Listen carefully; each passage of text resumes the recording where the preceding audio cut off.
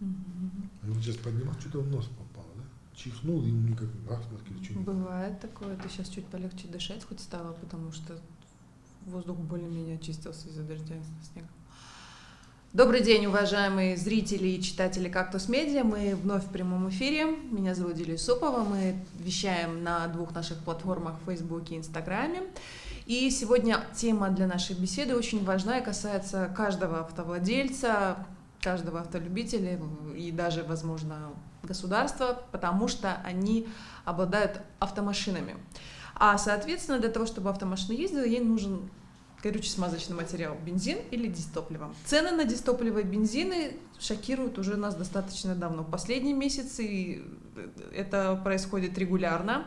С чем это связано и будет ли еще у нас дальнейшие шоки, и может быть вдруг случится что-то невероятное, цены опустятся. Об этом всем расскажет глава Ассоциации нефтетрейдеров Кыргызстана Канат Советбекович Ишатов. Спасибо большое за то, что приняли наше приглашение. И в первую очередь давайте сразу приступим к конкретным цифрам, почему происходят такие резкие скачки. Дизельное топливо 50 сомов, бензин 56 сомов и выше. С чем это связано? Ну, это же не сразу стало 50 и 56. Конечно. Эта тенденция у нас началась с конца прошлого года, когда после вот этой пандемии, да, началось поэтапное восстановление мировой экономики. Вы знаете, да, в период локдаунов у нас цены на нефть обрушились, даже этот отрицательные показатели имели, да? Было такое, да. Было. И все обрадовались, потому что у нас топливо в течение 2020 года снизилось там на 10-11 сомов от текущего уровня и стало там в районе 32-33 сомов стоить. И всем было очень хорошо, но после пандемии началось поэтапное восстановление экономики и пошел спрос на нефть и нефтепродукты. В этот момент и воспользовались отдельные государства, которые являются членами соглашения ОПЕК+. То есть основные экспортеры нефти. Да. Основные это Арабские Эмираты, США. Да, Венесуэла. Вот основные экспортеры нефти. Вот эти господа, то есть эти страны начали с того, что они сократили объем добычи нефти, создали искусственный такой дефицит и начали поднимать цены на нефть. А при чем тут мы, где Венесуэла, Южная Америка и наши бензины и дизельные топлива, которые мы получаем из России? Прямой зависимости Кыргызстан находится, потому что мы являемся нефтезависимым государством. И такая ситуация отразилась полностью во всем мире, на каждой стране. И Кыргызстан не мог этого избежать, поскольку у нас нет собственной добычи и собственной переработки, чтобы обеспечить полностью внутреннюю потребность. То есть мы тоже зависим от цен на нефть. Цены на нефть, если напомнить, то с начала года они выросли в 2 раза. Стоили они тогда, 1 баррель нефти марки Brent стоил порядка $40, сегодня он стоит в районе $80. Да? То есть это искусственное завышение цены, и Конечно, мы страдаем от этого в первую очередь. Тогда вопрос такой, какое количество на данный момент у нас запасов топлива, бензинов, дизельного топлива? Хватит ли этого стране до конца года как минимум? Мы берем такой краткосрочный Нет, запасов да? у нас таких нету. Максимум, что могут вмещать резервуарный парк наших нефтетрейдеров, это до 2 месяцев запаса они могут формировать. Угу. Я прервусь и предлагаю нашим зрителям задавать вопросы в прямом эфире. Вы можете писать их, я буду читать и озвучивать Канат Советбековичу, да. Возможно, он ответит. Тогда у меня еще такой параллельный вопрос. Сколько на данный момент краткосрочного запаса бензинов и дизельного топлива есть в Кыргызстане? Есть какие-то цифры? Нефтетрейдеры отчитываются перед Союзом? Нет, у нас ассоциация нефтетрейдеров, Союз это другая организация. Пардон, ассоциация, я извиняюсь. Но знаете как, в нашей ассоциации присутствуют не все нефтетрейдеры, поэтому примерно 1,5-2-месячный запас у нефтетрейдеров всегда есть, да? Потому что контракты постоянно заключаются, объемы постоянно поступают, и это такая вот цифра, она сегодня одна, завтра она уже совершенно другая, да? Поэтому мы всегда говорим, что 1,5-2-месячный запас всегда у наших нефтетрейдеров имеется, поэтому до конца года мы такие запасы не формируем, а месяц-два у нас всегда в достаточном объеме есть. Да? Угу. Вот уже поступил первый вопрос. Насколько максимально поднимется стоимость бензина до конца года? Есть ли какие-то прогнозы? Прогноз мы сейчас делаем максимально на 2 недели, да, потому что сейчас российские нефтеперерабатывающие заводы, наши основные поставщики, они цены нам выставляют каждую неделю новые цены. Поэтому говорить о том, что может произойти дальше 2 недель, уже не имеет смысла, потому что она будет меняться все время. Да? Угу. А какие у нас основные поставщики из России? Это... Ну, все 20 заводов, которые на территории Российской Федерации присутствуют, но мы по пути наименьшего сопротивления контракты наши нефтяные заключают с теми заводами, которые наиболее к нам близко расположены. Это заводы, которые примерно на Урале расположены. Омск. Опять-таки, с точки зрения логистики. Логистики, конечно. Оттуда доставка будет дешевле обходиться, чем с других заводов. Есть еще один вопрос от iScotch. Можно коротко и ясно на доступном языке, когда подешевеет и что вы делаете для того, чтобы цена все-таки была снижена? Ну, чтобы цена была снижена, это нужно Кыргызстану, да, собственное производство налаживать и какую-то часть внутренней потребности обеспечивать. Тогда мы можем сами влиять на ценовую политику. В сегодняшней ситуации мы полностью зависим от цен производителей, то есть от цен, которые нам выставляют российские нефтеперерабатывающие заводы. Какой объем ГСМ мы получаем из России? То есть это же единственная страна-поставщик в Кыргызстан, правильно? Да, порядка 1 200 000 тонн ежегодно мы получаем. А обеспечиваем мы ли себя какими-то мазутом, дистопливом хоть на какой-то процент? Потому что мы знаем, что есть НПЗ в Токмаке, есть НПЗ в Карабалте, да? И в Кыргызстане расположено 11 нефтеперерабатывающих заводов, из них там 3, наверное, крупные, а остальные средние и мелкие. Да? Их совокупная производительная мощность составляет порядка 2 150 000 тонн в год. То есть этого вполне достаточно, чтобы полностью внутреннюю потребность обеспечить. Но вся беда в том, что сегодня только один завод работает на территории Кыргызской республики. И он производит менее 10% от внутренней потребности. Поэтому... А с чем это связано? Потому что мы не приобретаем сырую нефть? Нет, сырая нефть. Сейчас у нас заводы стоят. Например, Джунда, да, основной, самый крупный завод, он может в год выпускать до половины от внутренней потребности. Это порядка 800 000 тонн светлых нефтепродуктов в год может выпускать. Но на сегодняшний день он уже 2-й год не работает. Из-за того, что в период пандемии все специалисты уехали, сегодня приехали они. И чтобы запустить завод, это тоже не так просто пришел, нажал кнопку. Это нужно полностью все технологическое оборудование проверить, его полностью наладить, очистить, потом уже запускать. И в течение какого-то определенного периода времени он может выйти только на полную производственную мощность. Да? Вчера стало известно о том, что российская сторона увеличила объемы беспошлинного топлива для Кыргызстана до 650 000 тонн бензина в год и дизельное топливо до 550 000. Вчера я сказал, что достигнута принципиальная договоренность, что российская сторона согласилась увеличивать, да, но дело осталось за тем, чтобы наши профильные министерства это соглашение подписали, то есть индикативный баланс внесли изменения на текущий год. После этого официально уже можно будет заявлять, что да, это соглашение уже вступило в силу. Что эта принципиальная договоренность дает Кыргызстану? То есть мы не будем переживать, что не будет таких очередей, как в Великобритании, когда там водители дерутся из-за канистры бензина, да? Ну, что говорит о Великобритании, у наших ближайших соседей сегодня такая ситуация. Например, в Ташкенте с конца сентября уже больше недели нету бензина, дефицит. Там вот проблема. И мы разговариваем с узбекским коллегой, говорит, ладно, цена, главное, дефицита, чтобы не было. Да? А вот почему у них возник такой дефицит и почему его нет у нас? Конечно, это прекрасно и хорошо. У них ситуация, знаете, у казахов такая тоже сложилась. Ситуация в Талдыкоргане, да, там такая же история. В Пакистане у них порядка 400 заправок сегодня стоят без дизельного топлива. Почему такая ситуация сложилась? В Узбекистане эта ситуация сложилась из-за того, что пытались регулировать цены, то есть сдерживать рост цен. И в конце концов привело к тому, что нефтетрейдеры начали нести большие убытки, и они просто-напросто отказались уже закупать и реализовывать топливо, потому что они не хотели в убыток себе работать. Да? И в Ташкенте из-за этого такая ситуация у них сложилась, там не то по бензиновой группе у них дефицит. А в Казахстане там они это объясняют тем, что в начале года определенные заводы стояли на профремонте, и большой объем топлива, именно дизельного топлива, они не произвели в начале года. То есть запасов не Да, осталось? запасов не было. В течение года они все, что у них производилось, и то, что у них было в запасе, они все это прожгли. И на сегодняшний момент они столкнулись с тем, что у них сейчас нехватка идет. А месячный объем потребления Казахстана по дизельному топливу это порядка 150 тысяч тонн составляет. Да? Мгм.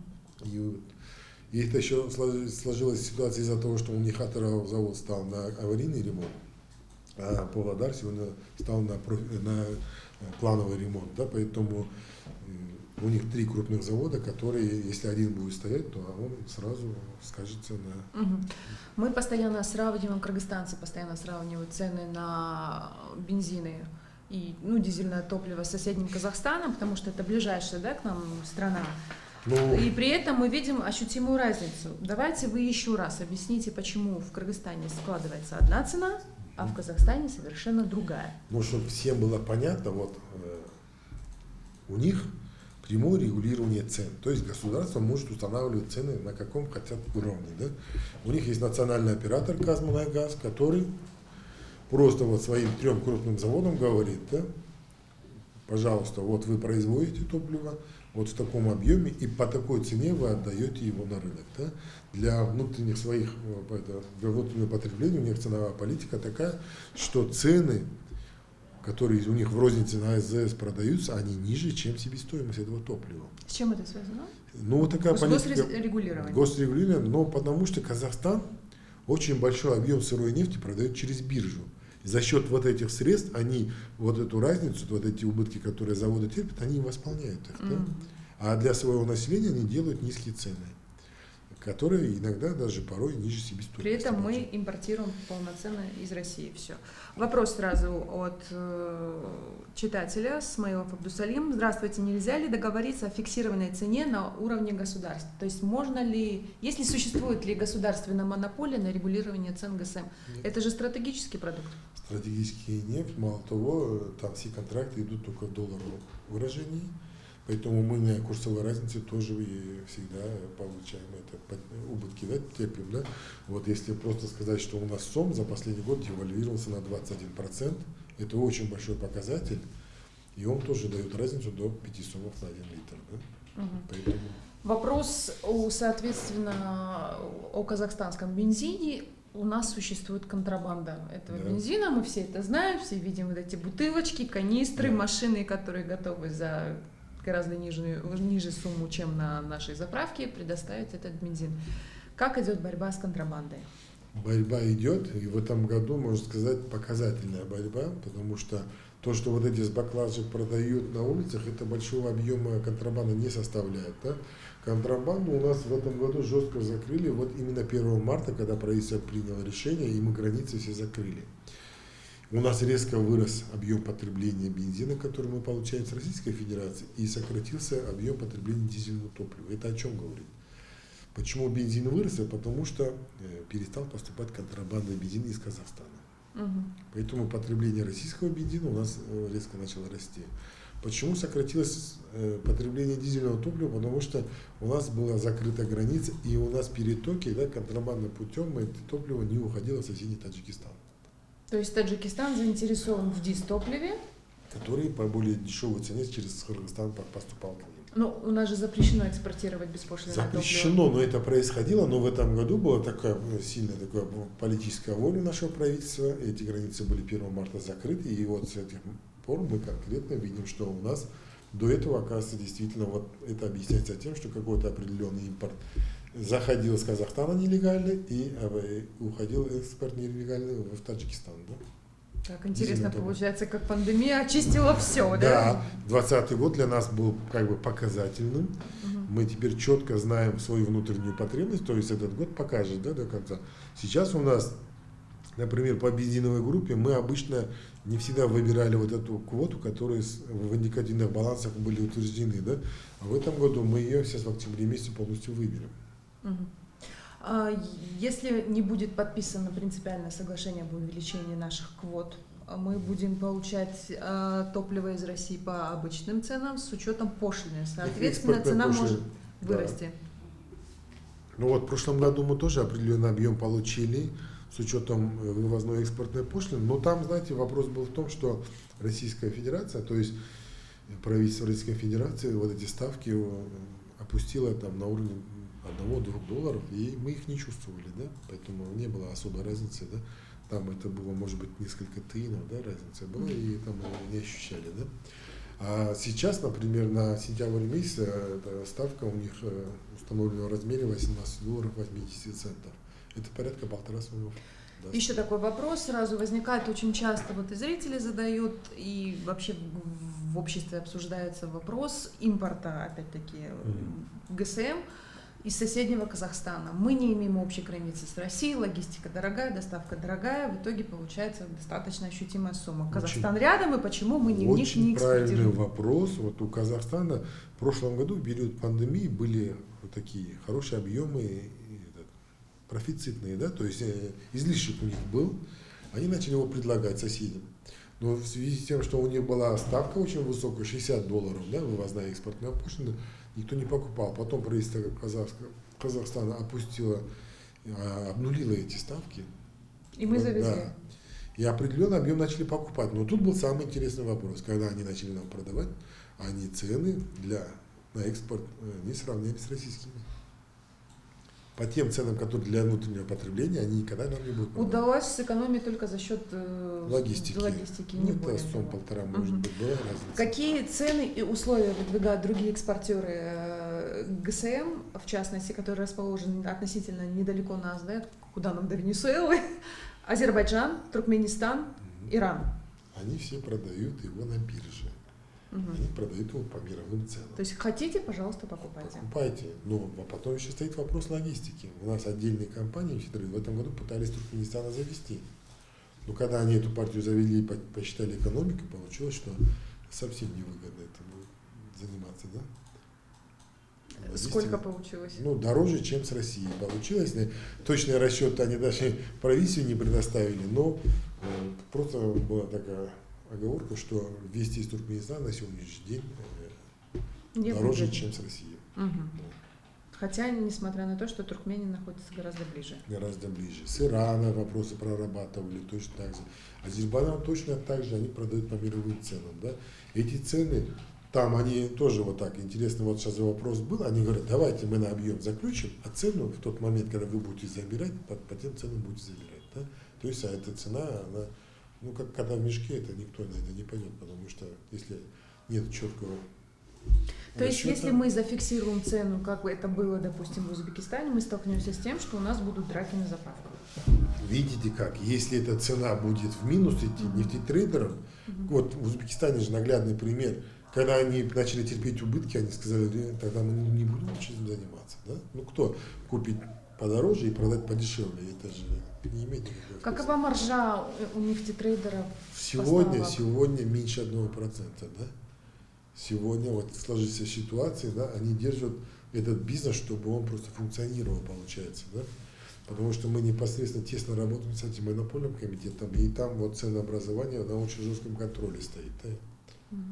Но все-таки у нас есть несколько крупных поставщиков, это российские компании, да, есть несколько крупных местных сетей заправок, а остальные это мелкие. Да. Они не отказываются ли они уходить с рынка, потому что 1% это как бы, ну, несерьезно. Мелкие? Да. Мелкие просто закрываться будут. Вот в чем. Или они уже сливаются с крупными? Нет, они берут мелкие средние компании, да, у которых маленькая сетка, ну это разветвленные сети, они покупают у крупных компаний. Но когда начинается вот такой дефицит, ажиотаж, крупные компании прекращают мелкий и средний опт, и тогда само по себе мелкие вот эти сетки, они высыхают, у них нет объемов продавать. Еще такой тогда у меня вопрос. Крупные компании в такой период заинтересованы только свою сеть обеспечивать, да? Потому что вот сейчас, например, ситуация также усугубилась, потому что два российских завода, это Омск МПЗ и Орский нефтеперерабатывающий завод, стали на плановый ремонт. Эти два завода ориентированы на Среднюю Азию. 80% их продукции всегда шло в страны Центральной Азии. И смотрите, такая ситуация, сегодня Узбекистан берет дополнительный объем, и Казахстан сейчас начинает закупать с этих заводов, да, российских, поэтому там увеличивается спрос. Российские заводы, поэтому сейчас вот 1 октября цены подняли, да, например, по дизельному топливу подняли на $40 за тонну, а по бензиновой группе они подняли на $50 за тонну. Поэтому мы дали прогноз, что в ближайшей первой половине октября месяца может пойти подорожание по бензину на 1,5 сомма и по дизелю где-то примерно в районе сомма. Ситуация с ГСМ на нашем рынке, она очень тяжелая, ввиду того, что транспорт у нас зависит от дизельного топлива, да, то есть, опять-таки, возвращаясь к нашим маршруткам, они также говорят о том, что невыгодно работать, несмотря на то, что с 1 ноября будет увеличена стоимость проезда. А вообще ситуация в экономике как влияет на ситуацию с ГСМ? Наоборот, ГСМ как влияет на ситуацию в экономике? Я заговорилась. Да. ГСМ – это социальный продукт.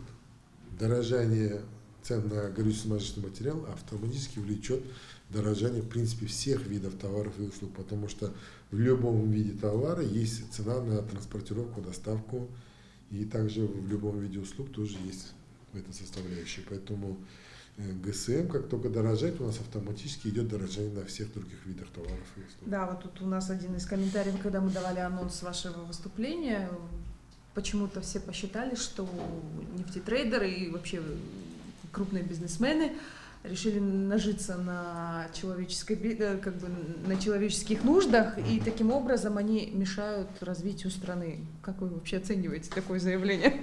Ну, я не знаю, этот человек, наверное, просто не знаком с этим бизнесом. Да? Я бы посоветовал просто взять элементарно, да, одну определенную маленькую партию взять, привезти здесь, оплатить все налоги, все акцизы и потом попробовать это реализовать. Да? Это тоже очень такой простой, очень сложный и очень дорогостоящий. Например, частные компании сейчас за себя взвалили обеспечение энергетической безопасности государства. Да?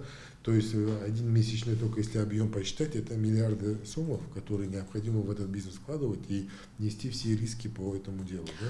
А крупные нефтетрейдеры планируют уходить с рынка? То есть была озвучена информация о том, что компания «Газпром» собирается покидать Кыргызстан, то есть передает кому-то заправки другой компании или нет? Или это все-таки на уровне слухов?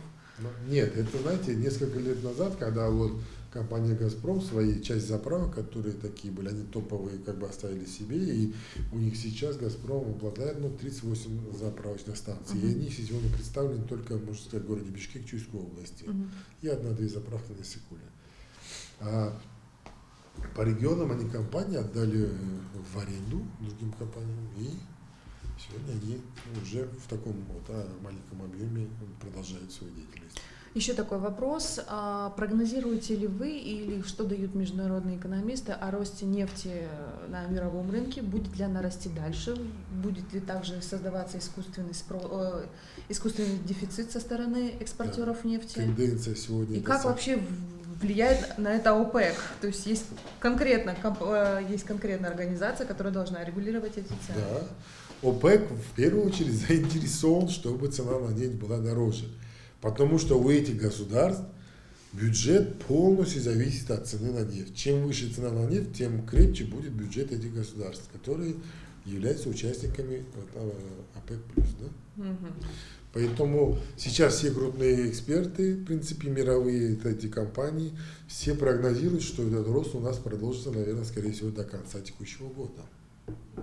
До конца текущего года. Вот, То есть да. и какой прогноз за стоимость по стоимости барреля нефти вы даете? То есть сейчас он равняется 75, да?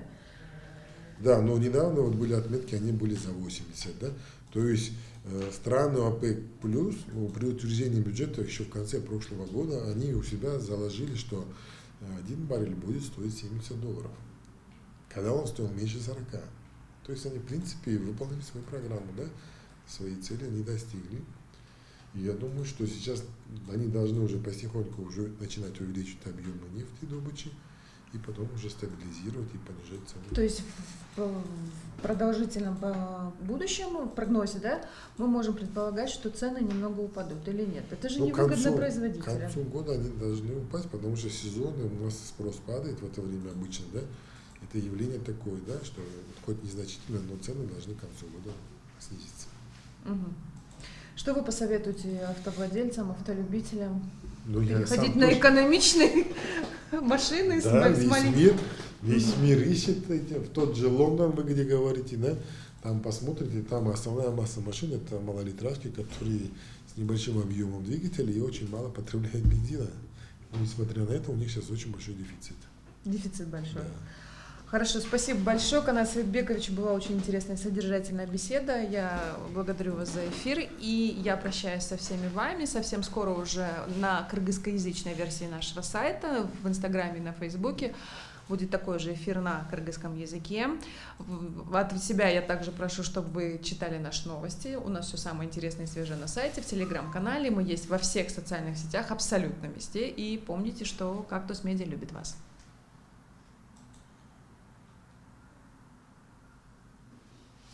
Спасибо. Классно. Вы чудесны.